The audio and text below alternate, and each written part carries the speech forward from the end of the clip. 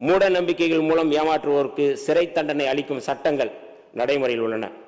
இது தவிர பீகார், ஜார்க்கண்ட், சத்தீஸ்கர், ஒடிசா, ராஜஸ்தான் போன்ற மாநிலங்களில் மாந்திரீகம், சூனியம் ஆகியவற்றுக்கு எதிரான சட்டங்கள் நடைமுறையில் உள்ளன. குறிப்பாக மராட்டியத்தில் பகுத்தறிவுவாதி நரேந்திர தபோல்கர் இத்தகைய மூட நம்பிக்கைகளுக்கு எதிராக சட்டம் கோரி போராடி வந்தார். சனாதன் சன்ஸ்தா என்னும் பயங்கரவாத அமைப்பைச் சேர்ந்த சனாதன பயங்கரவாதிகள் 2013ஆம் ஆண்டு ஆகஸ்ட் 13ஆம் தேதி புனே நகரில் பகுத்தறிவுவாதி நரேந்திர தபோல்கரை உறுப்பினர்.